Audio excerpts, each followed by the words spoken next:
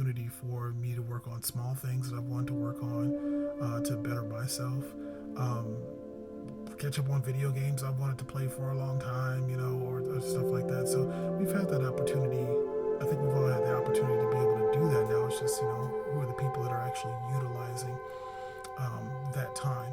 And it's really funny because people have always complained about not having enough time and being too busy and never can find a moment in the day.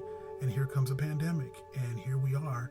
And now is the time that you can find to get those small things done, to, catch up on that project, to remodel that room, to spend that extra time with, the kids or whatever you need to do. So it's definitely a good time for all of that stuff. And, if you can take advantage of it, you should. I know that I have been taking advantage of that time. I think that we need to look at who we elect as our as our government officials.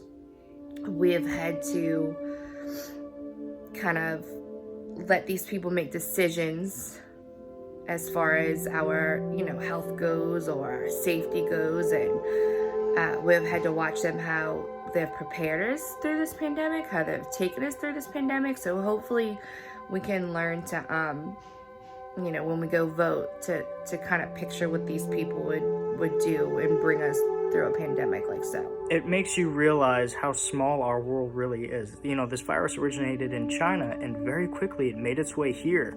So, our world is a lot smaller than we think it is. A couple weeks ago, I got a call from my mom, who I was already frustrated with because I'd had to fuss at her before for not calling me.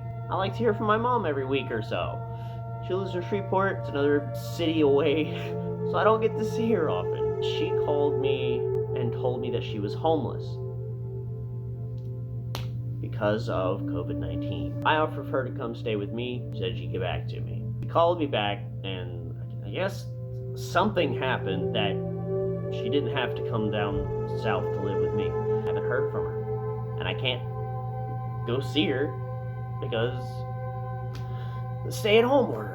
For all I know, she's either homeless again or still homeless or in a hospital. I don't know. I knew the coronavirus was serious and getting bad when I saw the homeless people. Yes, they are giving homeless people gloves and masks. Now, they ain't giving them no way to sleep. We ain't giving you no money, but if you're going to sleep outside, we're going to give you some masks and some gloves, which is really ludicrous. Trust me, I've seen, some of the stuff I've seen out of here can't be unseen. The world's filled with too many negative thoughts and feelings. And in this time of quarantine, a lot of people are feeling this quarantine in many different ways that we're not going to fully understand, but we can be there for those people in need. I mean, you're not typically somebody who's trying to be in an area of being a little bit self-aware. It can be a little bit different at times, getting adjusted to it. But trust, just sit back and you'll be surprised about what you may learn from yourself. Have this time to yourself, especially if you're going through the quarantine by yourself, Just being able to be with your families and everything. There's been a lot of people that have actually lost family members to this pandemic. So just be thankful for those family members that you still have in your life, because you never know when their time is going to be up. Just take time to invest in yourself as well, because the only things that you're actually going to get out of this world actually comes from you and no one else. I have really been praying for the people who have lost their jobs, people who are thrown into homeschooling children all of a sudden. I'm a very pro homeschooling person. I homeschool my kids. I've homeschooled them since day one. So I'm used to it. But if it's something that you're not used to and you don't know how to do it, it's really hard. And especially if you had a job and now you have children at home. I know a lot of people are suffering, so I don't want to make light of this situation. But I've really been praying for them, and I really hope that our country can get back to normal soon. It's not something that's all about one person. It's not about yourself all the time. Sometimes you do the right thing to benefit others. And I feel like I hope during this pandemic, our entire world, not just the United States, because the entire world has to learn from this, because this may not be the worst and this may not be the last. I've also been single for a very long time. It was difficult to even try and find a girlfriend before all this, but now social life is illegal. You can't do it.